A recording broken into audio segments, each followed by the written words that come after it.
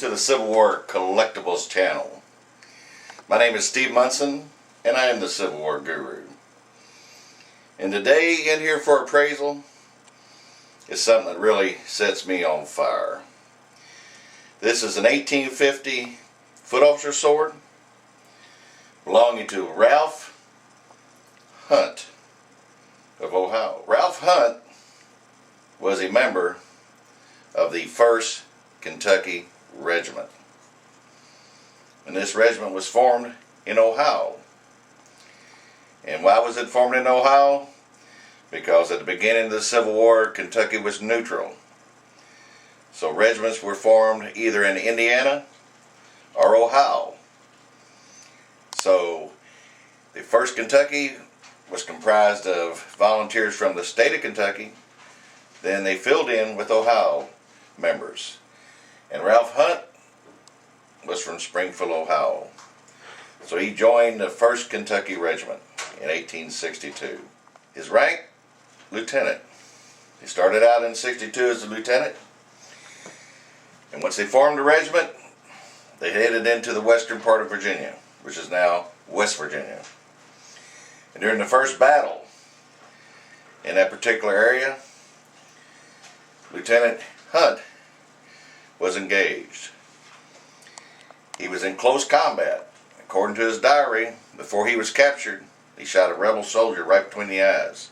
He turned around and he had 3 Confederates standing there with guns pointing at him, and they told him to drop or they'd kill him.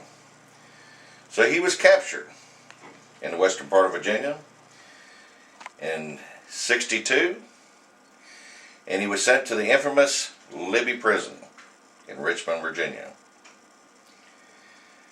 He stayed there in Richmond, Virginia for 4 months, where he was exchanged, which was a common practice prior to the mid part of 1863. They would exchange prisoners.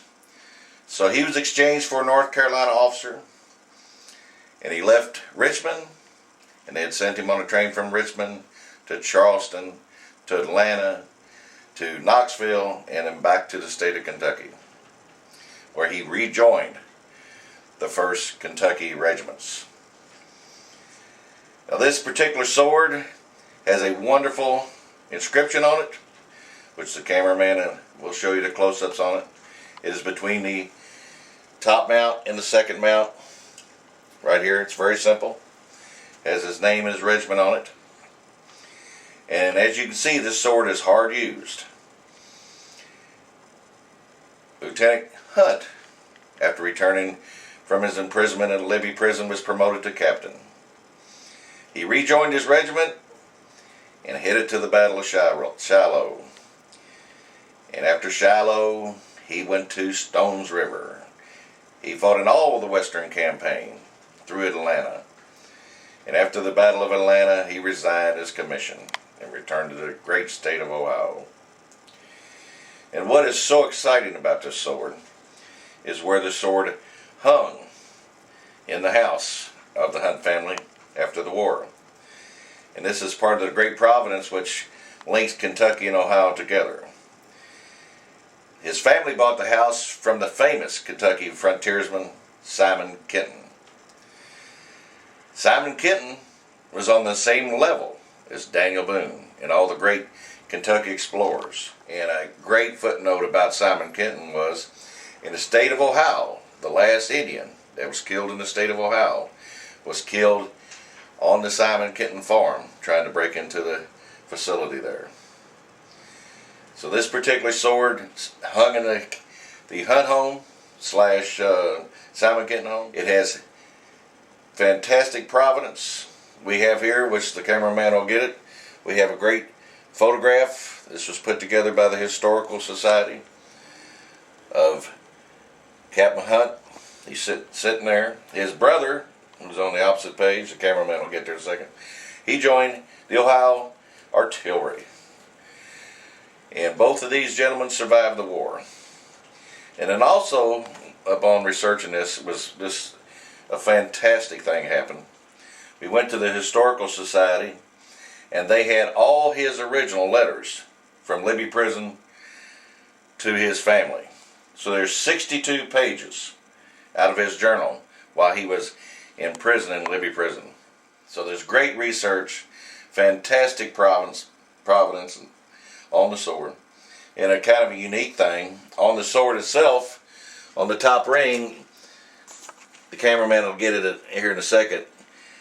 You'll see it's almost worn through on the ring, and that's where it hung in the Hunt Kenton house until 2006.